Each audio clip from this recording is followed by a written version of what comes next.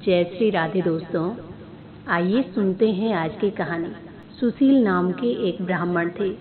उनके 2 पुत्र थे। बड़े पुत्र का नाम था सुवृत और छोटे का नाम था वृत।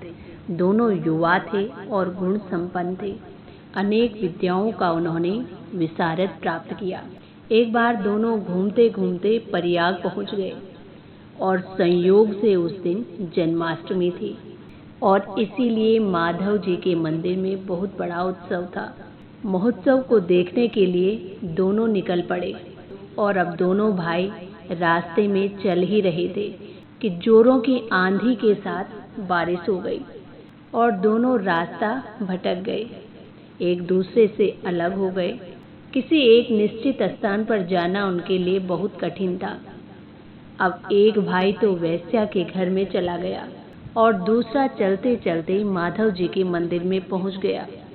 बड़ा भाई सोचने लगा कि छोटा भाई भी मेरे ही साथ होता, लेकिन वृत जो था वो मंदिर में पहुंच गया। मंदिर में तो पहुंच गया, लेकिन उसका मन मंदिर में नहीं था और अब वो मंदिर में आकर पछताने लगा। वो मंदिर में रहते हुए भी अपने भाई और उस वेश्या के ध्यान में डूब गया।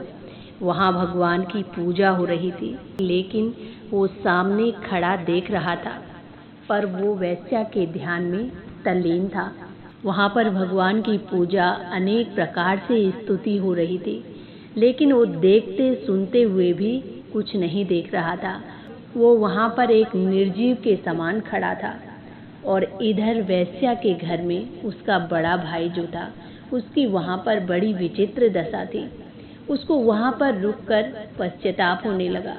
वो अग्नि के समान जल रहा था। वो सोचने लगा कि आज मेरे भाई के जन्मों जन्मों के पुण्य उदय हुए हैं, जो वो जन्माष्टमी की रात्रि प्रयाग में भगवान माधव के दर्शन कर रहा है। इस समय वो भगवान को अर्घ्य दे रहा होगा और अब वो भगवान की आरती का दर्शन कर रहा होगा और अब वो भगवान की कथा और कीर्तन आदि सुन रहा होगा। इस प्रकार वो अपने भाई को ही और भगवान को याद करता रहा। वो सोचने लगा कि आज तो उसका जीवन सचमुच धन्य हो गया, उसका जीवन सफल हो गया। मुझे तो बार बार धिक्कार है जो मैं इस पाप मंदिर वेश्या के घर में आ पड़ा। मेरे नेत्र मोर के पांख के समान हैं, जो आज भगवान के दर्शन न कर पाए। आज संत समागम के बिना मुझे यहाँ एक एक क्षण युग के समान मालूम हो रहा है। और इस प्रकार वो बार बार खुद को धिक्कारने लगा। सोचने लगा कि न जाने मेरे आज कितने जन्मों के पाप उदित हुए हैं कि मैं प्रयाग जैसी मोक्षपुरी में आकर भी घोर दुष्ट संग में फंस गया। इस तरह दोनों की सोचते सोचते रात बीत गई और प्रातः काल उठकर दोनों एक दूसरे से मिलने के लिए चले गए। अभी दोनों भाई मिले ही नहीं थे कि अचानक वज्रपात हुआ और दोनों की उसी समय मृत्यु हो जाती है। और उसी समय वहाँ पर 3 यमदूत आए और 2 भगवान विष्णु के दूत उपस्थित हुए। यमदूतों ने तो वृत को पकड़ लिया और विष्णु दूतों ने सुवृत को पकड़ लिया। अब जैसे ही वो चलने की तैयारी करने लगे तो सुवृत घबराया और बोला कि अरे आप लोग ये कैसा अन्याय कर रहे हैं। कल के पूर्व तो हम दोनों समान थे, पर आज की रात मैं वेश्यालय में रहा हूँ और मेरा भाई माधव जी के मंदिर में रहकर परम पुण्य अर्जित कर चुका है। भगवान के परम धाम तो वही जाने का अधिकारी है। और अब भगवान के पार्षद जो थे वो हंसने लगे और बोले कि हम लोग भूल या अन्याय नहीं करते। देखो, धर्म का रहस्य बड़ा सूक्ष्म और विचित्र है। सभी धर्म कर्मों से मन शुद्धि ही मूल कारण होता है। मन से किया गया पाप दुखद होता है और मन से किया गया भगवान का चिंतन भी परम सुखद होता है। आज तुम पूरी रात शुभ चिंता में लगे रहे, भगवान का ध्यान कर रहे थे, इसीलिए तुम्हें भगवत धाम की प्राप्ति हुई और तुम्हारे भाई ने ठीक इससे अलग किया। उसकी पूरी रात जो थी वो अशुभ चिंतन में रही, वो इसीलिए नरक जा रहा है। इसीलिए हमेशा धर्म का ही और अच्छी बातों का चिंतन करना चाहिए। जहाँ मन है वहीं मनुष्य है।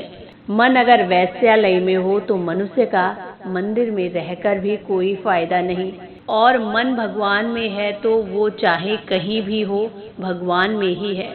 तभी सुवृत कहने लगा कि अपने भाई के बिना भगवत धाम जाने की इच्छा नहीं होती। आप लोग कृपा करके इसे भी यमपाश से मुक्त कर दें। भगवान के दूत कहने लगे कि सुवृत, यदि तुम्हें अपने भाई पर दया आ रही है तो तुम्हारे पिछले जन्मों के जो संचित पुण्य कर्म बचे हैं, तुम उसे अपने भाई को दे दो। ये भी तुम्हारे साथ ही विष्णु लोक चल पाएगा। सुवृत ने तत्काल वैसा ही किया जैसे भगवान के दूतों ने कहा, और अब उसके पुण्य के कारण उसका छोटा भाई भी उसी के साथ हरिधाम को अपने भाई के साथ चला गया।